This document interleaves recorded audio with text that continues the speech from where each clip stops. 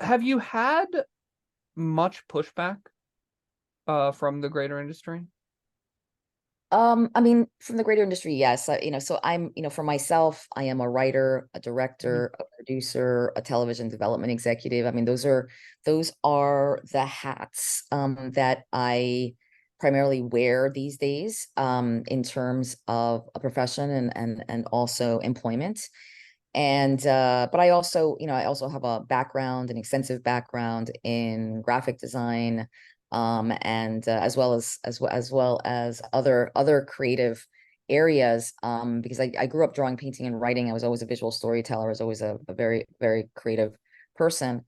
And when I started working in Hollywood and actually became extremely acquainted with the numbers, then the disparaging numbers when it does, when it comes to diversity, equity, and inclusion is uh is when I actually realized how bad the situation actually is. How actually how because the numbers don't lie, right? And every single year and sometimes even biannually, there are many reports that are published. UCLA being one that is well respected. The WGA, they publish their own report, again, as well as other entities. And although, of course, strides have been made,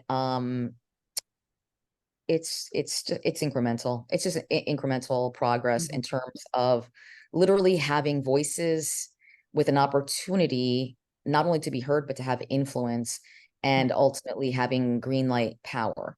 And so those numbers are quite small, with anyone from an underrepresented group Mhm. really ultimately having that green light power. And this is and that's the greatest reason, Ben, as to why we just don't see more authentic, just authentic characters, period, Mhm. in narratives, and certainly more stories told by people from underrepresented groups, because we just don't have that kind of again, green light Yeah, power. no, that makes So the pushback, the pushback, sure.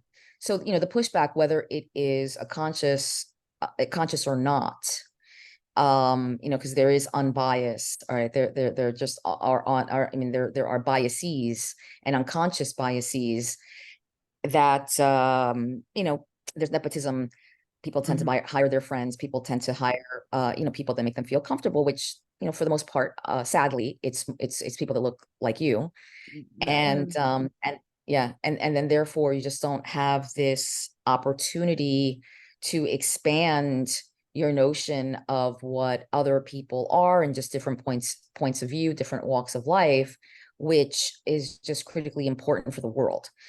Mhm. So the pushback just comes, it comes from, that's one of the biggest reasons. And then and then also, there's always this need, this necessary aspect of the business, and especially in film. I mean, in television, but more Mhm. in film, where, as you know, where, it comes back to, it's like, okay, well, what is the value of those particular actors? What is the value of those particular filmmakers? And again, for, those, most of those that get a chance to have a bat at it and continue to create Mhm. content and grow their credits, most of that, that list, there aren't that many people from underrepresented groups there.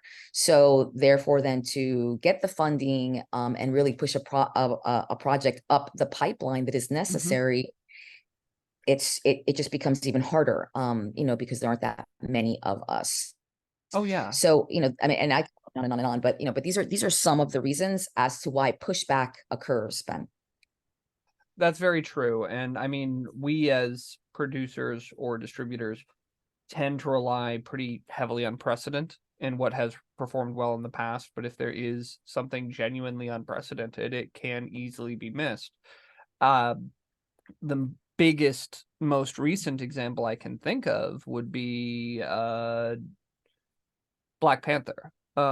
Just Sure. in the fact that every Marvel studio executive, according to pretty widely available reports, we're really surprised how well that particular IP translated. And a lot of that just comes down to pretty much everybody who doesn't look like me is to some degree an underserved niche audience. And Absolutely.